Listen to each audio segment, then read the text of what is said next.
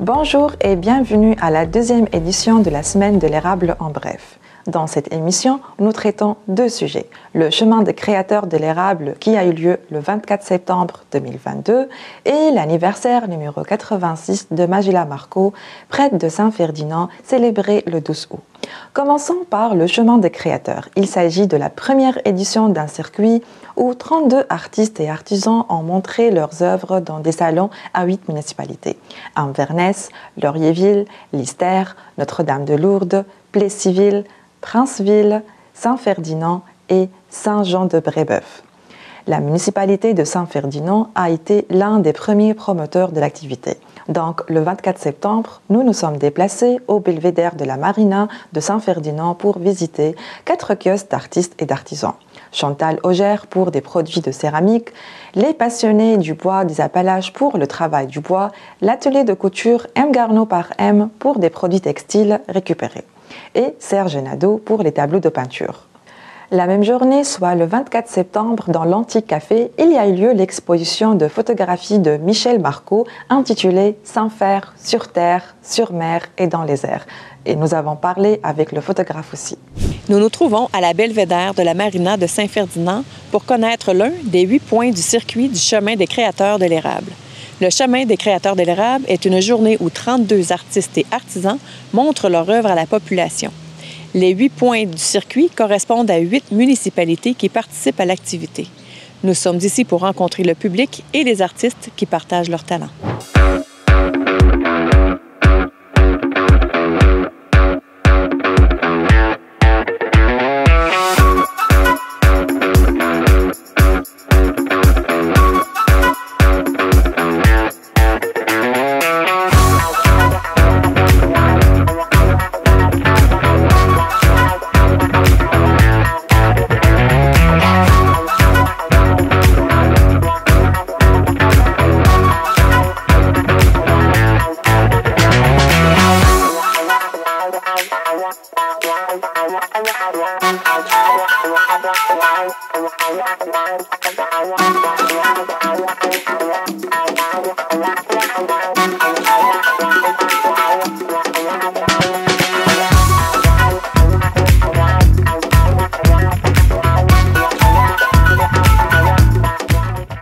Qu'est-ce qui se passe ici aujourd'hui dans votre belle ville de Saint-Ferdinand? Écoutez, on a relancé le chemin des créateurs de l'érable.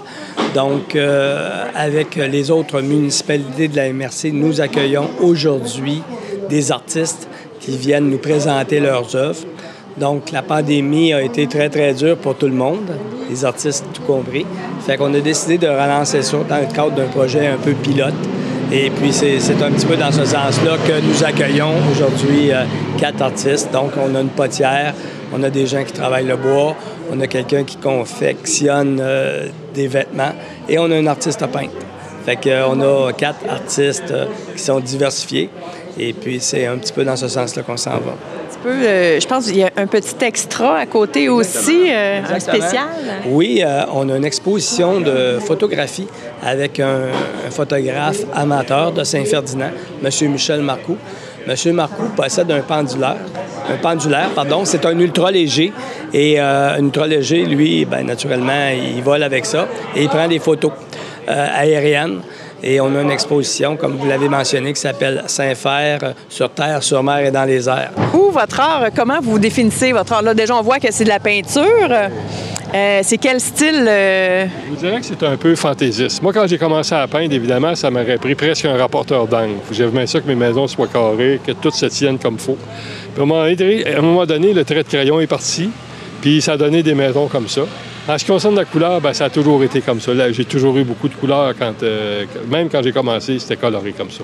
Alors, depuis ce temps-là, je peins de cette manière-là. C'est un peu fantaisiste, je vous dirais.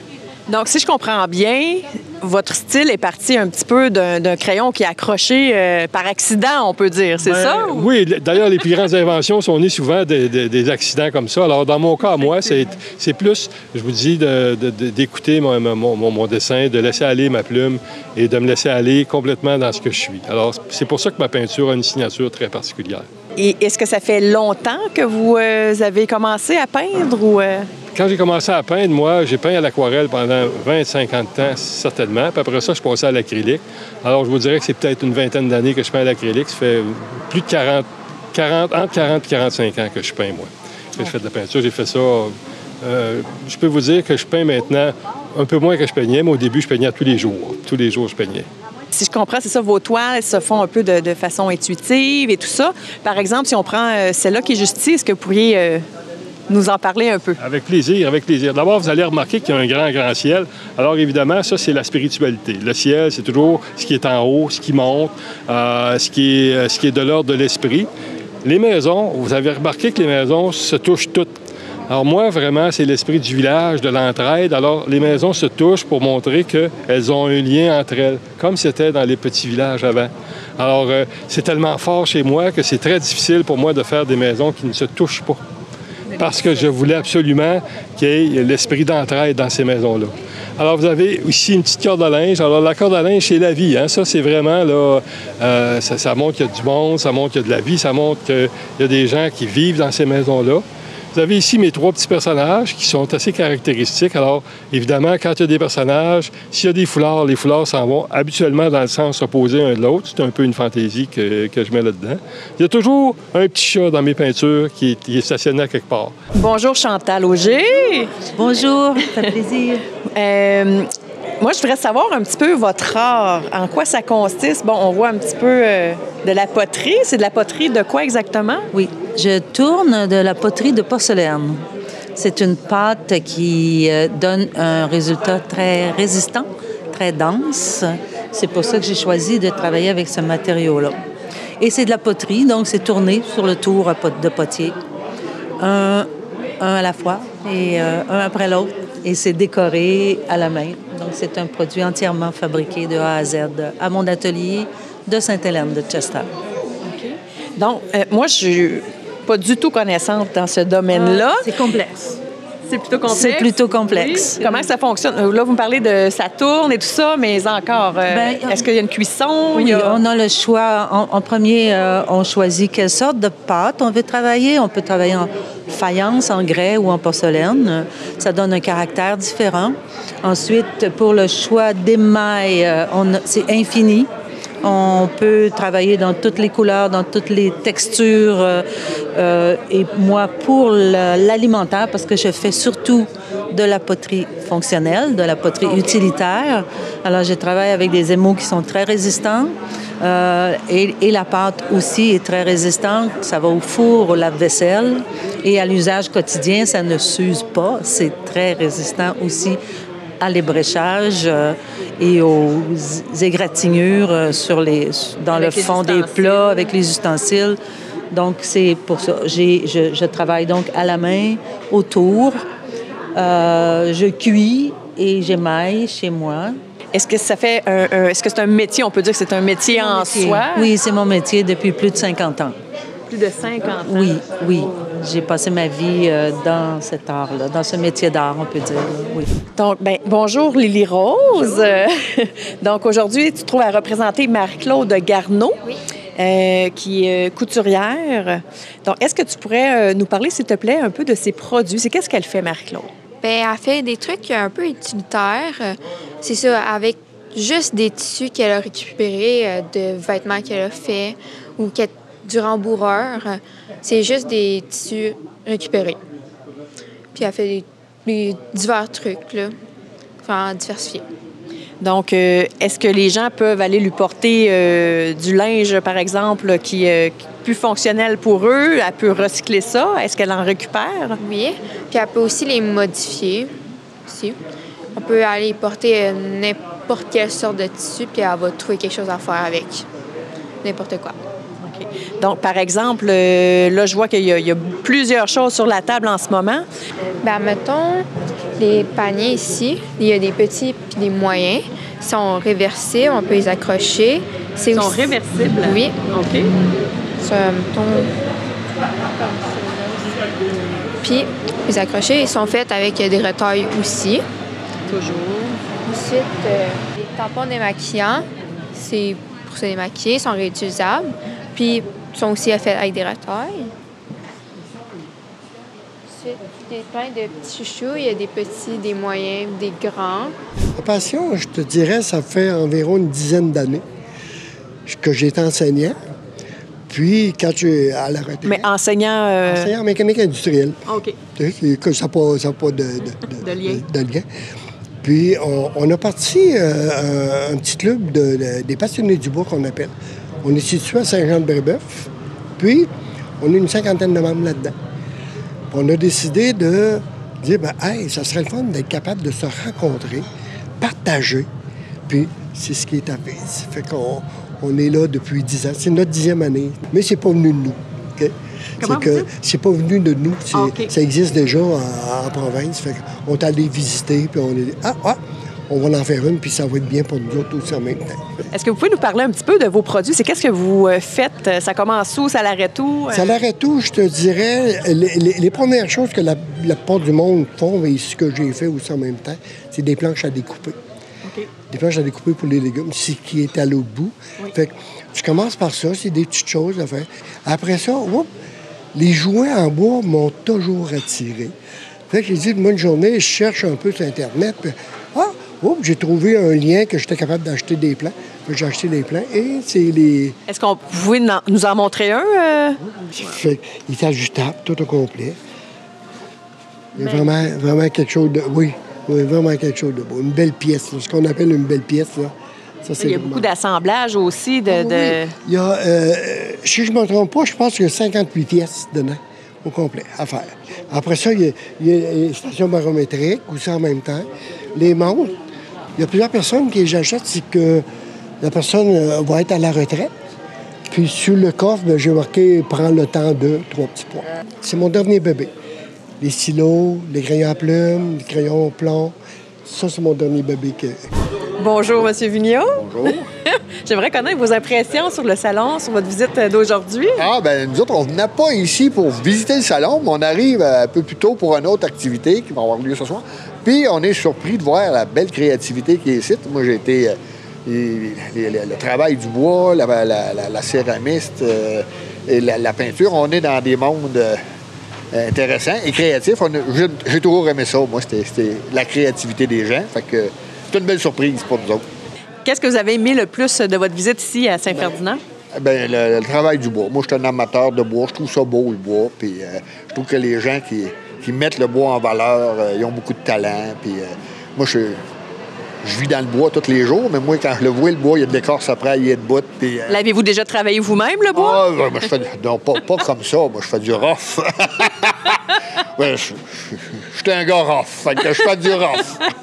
Nous nous sommes déplacés à l'antique café Délices de Saint-Ferdinand pour regarder l'exposition du photographe Michel Marcoux. D'où ça a commencé, tout ça?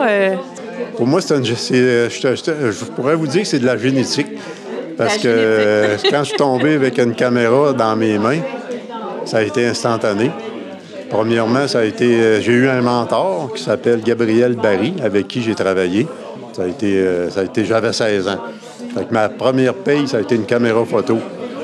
Là, je posais. J'étais fou, là, je suis tombé avec une caméra photo. Ma mère prenait des photos. Mon grand-père, mon arrière-grand-père était photographe aussi.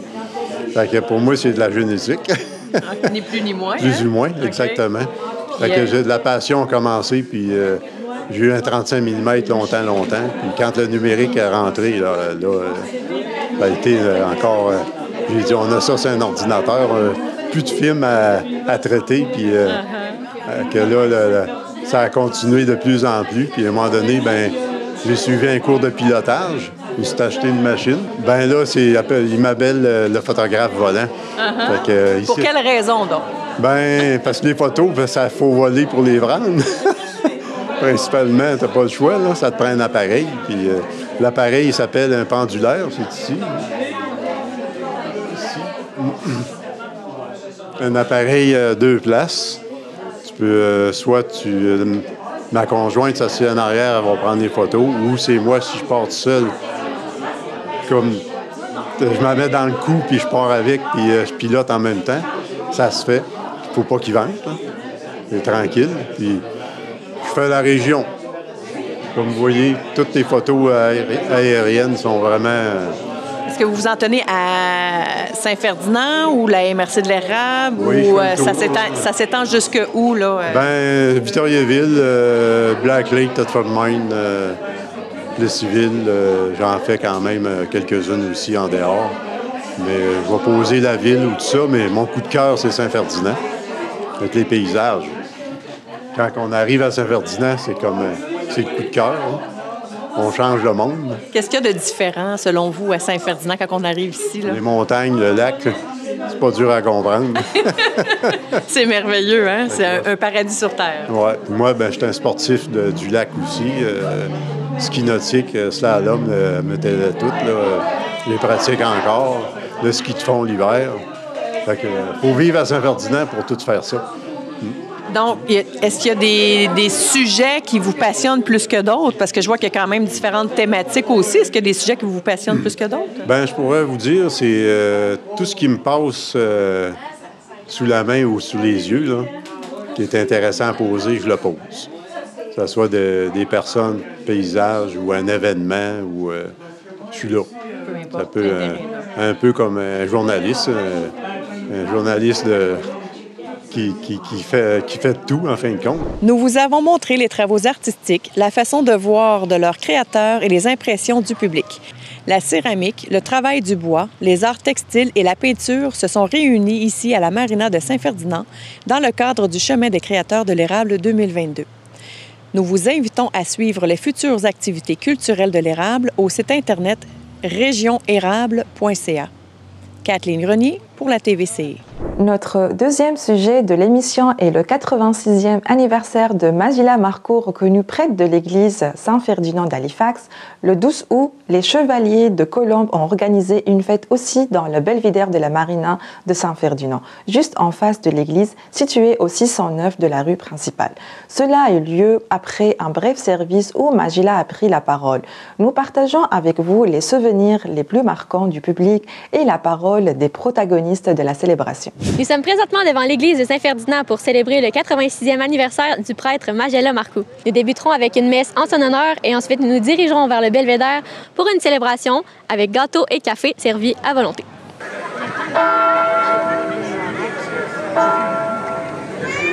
On s'est réunis pour le remercier pour ses 86 ans. Et en passant, je ne sais pas si Jésus va être jaloux, mais on forme une assemblée beaucoup plus grosse que les assemblées formelles. Puis après la pandémie, il était presque plein, puis depuis un bon 2 ans, en tout cas, les vies du dimanche étaient pas grave. Jésus, pardonne-nous, sont offensés en te faisant un plénier aujourd'hui. Alors merci pour être à la messe. Prenons l'invitation à la messe. Merci, Chevalier. Deuxième invitation, c'est ma famille. Alors, moi, je vous remercie beaucoup et je vous souhaite une bonne journée. Je vous remercie encore infiniment.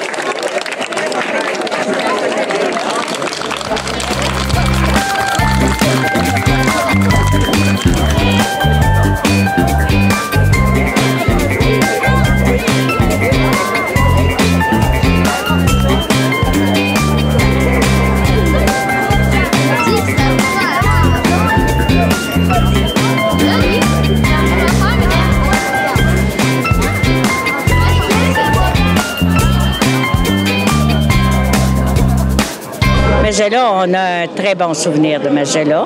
On l'a encore, on le voit encore régulièrement. Mais il a été, moi, je demeurais à Vianney, petite paroisse à côté, et il a été présent dans nos vies. Aussitôt qu'on avait besoin, Magella, il était là. Merveilleux pour la maladie, n'importe quoi. Là, autant des moments de bonheur comme des moments tristes, Magella était là. Fait que le souvenir qu'on a, là, c'est un grand homme, Magella, qui nous appelle à toutes les fêtes. Puis moi, ça fait 10 ans que je suis seule. Il m'a appelé quand même la journée de mon mariage parce qu'il dit « Je sais que tu dois être triste aujourd'hui. » Il m'appelait pour me souligner ça. Fait que le souvenir qu'on a de Magella, pour moi, là, c'est un grand homme. On a servi la messe avec lui, je sais pas combien d'années, pendant plusieurs années, là. Fait qu'on le connaît très bien, puis à toutes les fois qu'on a une fête spéciale, on l'invite chez nous, puis il est bien content de venir, puis nous autres aussi, puis on a un bon souvenir de lui. C'est un bon grand prêtre. Tu pourrais être nommé préfet du Québec, mais le Canada voudrait aussi sa part. Cette fois, on dit non, on te garde dans notre patelin à Saint-Ferdinand. Pour tout cela, Magella, nous t'apprécions d'un amour inconditionnel. Bonne fête et merci beaucoup.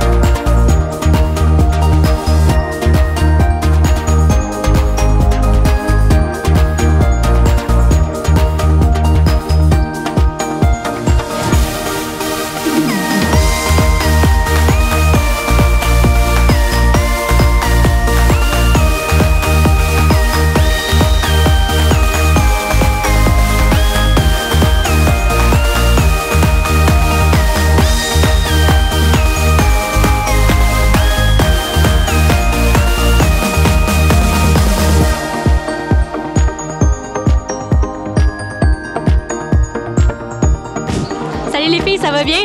Oui. Pourquoi vous êtes ici aujourd'hui, là? Pour la fête. Oui, c'est ça, pas mal. Et vous faites ça avec le camp de jour? Oui. Est-ce que vous aimez ça? Oui. Toi, t'aimes ça? Oui. Pourquoi? Parce que c'est le fun d'être au camp de jour. Oui. Est-ce que vous allez à l'église souvent, les filles? Non, pas moi. Plus vers Noël avec ma famille. Non, pas tellement. J'y vais à Noël, puis des fois, je vais avec ma grand-mère à la messe. Puis à m'emmener dans l'église, j'ai chanté. Ça va bien, Magella? Ça va très bien, puis je suis très fière de voir tant de monde pour célébrer mon anniversaire, surtout avec la présence de Marion et les amis qui viennent me rejoindre ici aujourd'hui. Il y a beaucoup de monde qui sont là pour vous voir, vous, là. Comment vous vous sentez? Je me sens un peu émue. Je trouve qu'au fond, je ne mérite pas autant d'égards et d'attention, mais je sens concrètement que c'est un hommage et une reconnaissance pour les années que j'ai investies à leur service. Parce qu'on a interviewé beaucoup de gens, puis ils nous disent que vous êtes quelqu'un de proche de la population, vous avez un grand cœur. Ben oui, j'ai le grand cœur. J'ai toujours essayé de faire de mon mieux et d'être proche de la personne. Comme j'ai dit tantôt, j'aime beaucoup les structures, mais j'adore surtout les personnes. Ce qu'on appelle la pastorale, là, c'est les personnes, les enfants, les grandes personnes, les amis, puis toi aussi, que j'ai baptisé. J'ai baptisé Marion. C'est bon? Vous avez 86 ans, c'est ça? 86 années de fait. J'en ai plus de fait qu'il m'en reste. Je suis conscient qu'à cause de mes limites, avec mon âge, j'ai perdu l'usage des yeux et de l'équilibre. Okay. Ce qui fait que ça me rend un peu triste, toujours le sentiment de ne pas voir les gens, puis ça m'inquiète un petit peu. Mais quand même, disons que c'est un des derniers anniversaires, parce qu'à 100 ans, je ne serai plus là. On espère vous avoir encore avec nous pendant longtemps. 100 ans encore? Oui. Merci. Merci, Marie. Oui, donc expliquez-nous un peu votre rôle ici aujourd'hui. Notre rôle, nous autres, les Chevaliers de Colomb, on avait décidé de faire la fête à notre aumônier. Un peu les services qu'il nous a rendus, c'est un retour qu'on lui donne, qu'on est fiers de lui donner. C'est une reconnaissance, puis on a invité toute la population qui voulait participer à notre fête. Fait qu'on ne pouvait pas passer à côté de ça, là. parce que c'est une personne qui a donné beaucoup à notre paroisse. Puis on veut que ça continue encore plusieurs années. Puis on veut le garder avec nous autres. Puis on va en profiter à un moment donné, là, d'ici quelque temps, qu'on va inaugurer un parc à son nom. Et, vous avez combien de bénévoles? Les bénévoles aujourd'hui? Oui. Si on parle, je dois avoir 20 à 25 bénévoles aujourd'hui qui sont sur place, on peut. Et c'est des gens de la région? Oui, c'est tous les gens de la région qui viennent principalement du village ou des alentours. Okay. Puis on est très fiers des autres. Comme vous l'avez entendu, la population de Saint-Ferdinand n'a que de belles anecdotes concernant le prêtre Magella Marcoux qui fête son 86e anniversaire aujourd'hui. Elle espère avoir d'autres belles anecdotes pour la population encore pour les prochaines années. Pour la TVC, Marion Carey. Vous avez entendu tous les détails sur la première édition du Chemin des créateurs de l'érable, ainsi que sur l'anniversaire 86 du prêtre Magella Marcoux de Saint-Ferdinand. Nous espérons que vous avez profité de cette émission. Pour rester informé, vous pouvez regarder la première édition de l'érable en bref de la semaine prochaine et notre émission de l'érable approfondie de cette semaine. Pour l'instant, passez une excellente journée.